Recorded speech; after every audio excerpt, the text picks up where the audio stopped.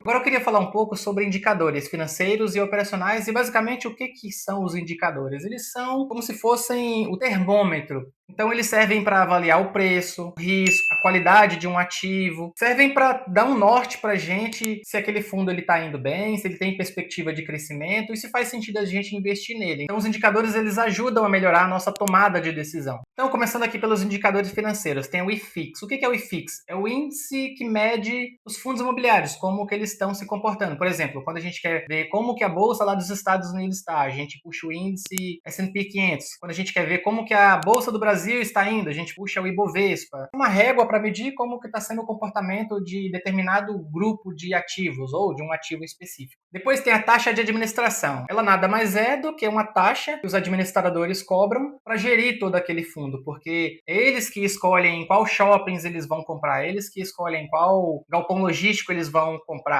qual que eles vão vender. Então, eles precisam ser remunerados por isso. Outro indicador é a taxa de performance. Alguns fundos imobiliários, por eles tomarem algumas decisões mais arrojadas, darem um retorno maior, para que aquele fundo ali, teoricamente, ele entregue mais resultado para a gente, né? Tem a taxa de performance. P sobre VP, preço sobre o valor patrimonial. O que isso quer dizer para a gente? Ó, a gente encontra ele logo aqui no começo. Ó. Então, o indicador de P sobre VP, basicamente, ele diz para a gente se um ativo está caro ou está barato.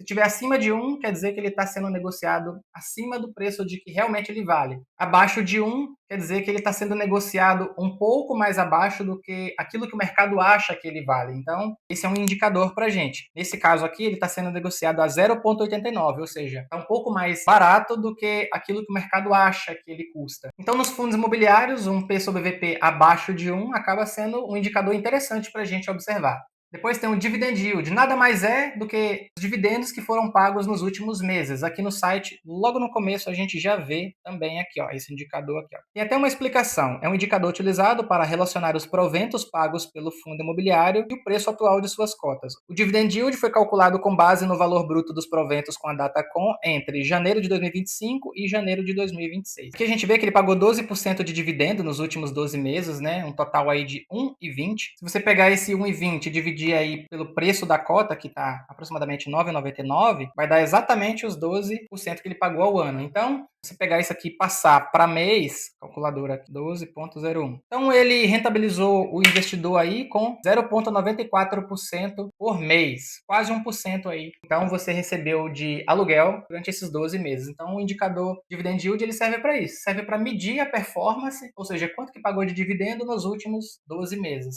A gente tem o valor da cota, hoje ela está sendo negociada, né, a 9,99. Aqui tem o mínimo das últimas semanas, o máximo das últimas semanas, o dividend yield, já falei. Valorização da cota, aí você pode colocar aqui nos últimos 6 meses, no último ano, nos últimos 5 anos. Aqui embaixo tem o IFIX, que a gente já olhou, o índice de volatilidade. Aqui embaixo tem o P sobre VP, que a gente já olhou também.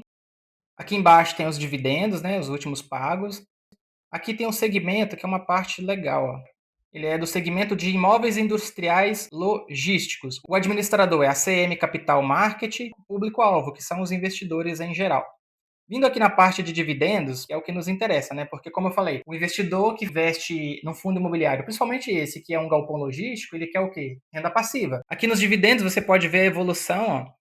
2025, 2026, mês a mês, ó, janeiro, fevereiro, março, abril, ó, 10 centavos, 10 centavos, 10 centavos. Todo mês ele paga aluguel para o investidor. Os primeiros dividendos geralmente começam assim mesmo, né? 5 centavos, 10, 15, 20. Só que se você pega uma cota dessa aqui, que custa R$ 10, com R$ 100 você já compra 10 cotas, né? 10 cotas a 10 centavos já é R$ 1 aí de dividendo todo mês caindo para você. Então, né, é aquele ditado, né? De grão em grão, a galinha enche o papo. Esses são os principais indicadores e depois a gente pode ver mais detalhes desse fundo imobiliário aqui na parte de relatório. Você vem aqui, ó, comunicado, ele vai te jogar aqui para baixo, ó, comunicados do GGRC11. Então o fundo ele emite vários tipos de comunicado, como fatos relevantes, assembleias, reuniões, relatórios, informes periódicos e tem um relatório gerencial, que é um dos principais comunicados que o fundo imobiliário solta. O relatório gerencial ele é emitido uma vez por mês. Ele é um documento denso, 50 páginas aí ou mais, então nele contém todos todos os detalhes do fundo, como a performance no último mês, estratégias, comentários do gestor, preço da cota, fechamento, quais os ativos que ele tem, quais imóveis ele tem, qual shopping ele tem, qual que ele vendeu, qual que ele comprou, quanto que a gente recebeu de aluguel esse mês, tudo isso no relatório gerencial. Então a gente vai dar uma destrinchada só para a gente ver um pouco dos índices que eu citei anteriormente.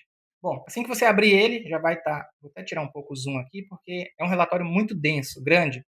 Aqui é o menu, né? Então tem as características do fundo, informações, tem últimas notícias, comentários, rentabilidade, performance, distribuição, a estrutura do portfólio. Característica do fundo, né? Já começa por aqui. O GGRC11 tem o objetivo de realizar investimentos em imóveis comerciais por meio da aquisição de empreendimentos imobiliários prontos e devidamente construídos, terrenos ou imóveis em construção, prioritariamente com a finalidade inicial de locação atípica, buy to suites, retrofit e silent leaseback, ou seja, ele compra e vende. Buy to suite basicamente é um tipo de imóvel que ele compra para servir. É a montadora de carro lá, ela precisa de um prédio estruturado exatamente naquela configuração para ela operar. Então, esse fundo ele vai fazer o quê? Ele vai construir um galpão exatamente personalizado para aquela fabricante de carro.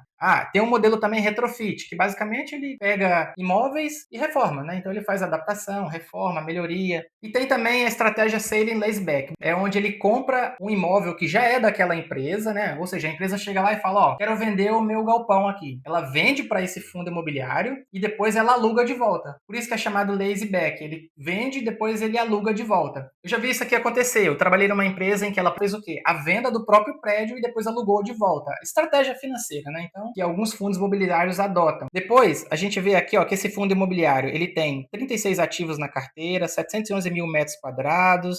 Mais para baixo tem algumas informações do fundo, como o valor patrimonial da cota, patrimônio líquido, o título de negociação dele, né? Ele é negociado com esse código aqui, GGRC11. Tem também o dividendo pago no último mês, alguns comentários de gestor, alguns vídeos direcionando para o YouTube. Vindo aqui para baixo, ó, mais notícias, o patrimônio líquido do fundo, quantidade de cotistas, ou seja, né, quantas pessoas são donos desses imóveis. Depois a gente tem aqui algumas visitas técnicas, ó, por exemplo, vou ler uma só aqui. Durante o mês de dezembro foi realizada uma visita técnica em um ativo do portfólio localizado na Bahia. Foi feita algumas benfeitorias lá na cobertura do telhado, então tudo isso a gente acompanha. Em Santa Cruz teve a fase 12 de expansão de um centro de distribuição, então tem a parte de concretagem do piso, parte de cobertura, como que estão as etapas da obra. Vamos ver mais para baixo aqui. Distribuição de resultados. Então você pode ver aqui, ó, de julho até dezembro aí, ó, pagou em média 1% de dividend yield mensal. Performance do fundo em relação ao IFIX. Em verdinho aqui, ó, a performance do fundo. Aqui a performance do IFIX. Então você pode ver que ele performou melhor do que o IFIX. Então isso tudo aqui é indicador para a gente observar, ó. Vindo aqui mais para baixo, a gente vê a distribuição por região e por estado. Ó, você pode ver que basicamente ele está em todas as regiões, norte, nordeste, sudeste, sul, está em todas as regiões do Brasil. Vindo aqui mais para baixo, a gente pode ver um indicador de vacância física. O que é isso aqui, né? É se o imóvel está alugado ou não. Para quem tem um imóvel, ele quer que o imóvel esteja sempre ocupado, sempre alugado, né? Então esse indicador ele mostra exatamente isso. Você pode ver que a vacância é bem pequenininha, 0,21%. Aqui tem a tipologia do fundo, então você vê que a maior parte dele é galpões logísticos, depois industrial e depois híbrido. Aqui a gente pode ver a distribuição dos cotistas, ou seja, os donos do fundo imobiliário, a boa parte concentrada em São Paulo, Minas Gerais, Rio, pequena parte aqui no Amapá, Roraima, Acre também. Então você pode ver que tem donos desse fundo imobiliário pelo país inteiro. Descendo mais aqui, ó, a gente entra nos ativos imobiliários. Na parte de galpões logísticos, a gente tem Ambev Itajaí, Ambev Guarulhos, Ambev Pelotas, Americanas, tem Santa Cruz, tem a Hering, a VW, Via Varejo e Daft AAA. Esses AAA nada mais são do que imóveis de alto padrão, imóveis com tecnologia já de ponta, refrigeração de ponta, todo o sistema de estrutura já mais de última geração. Então esses prédios aqui são muito mais bem estruturados, o pé direito mais alto, capacidade do piso superior, tudo isso. CD extrema, CD de queimados, em Contagem, Greenhouse, Renault. Esses CDs são aqueles sites que tem um conglomerado de empresas ali dentro. Então, mais um terreno em Cabreúva. Esse daqui, além de ser AAA, ele é novo, que não tem nenhuma informação aqui, ó. Então, voltando aqui nos clientes, vamos pegar um aqui, por exemplo, para a gente entrar no detalhe hein, aqui. Ó.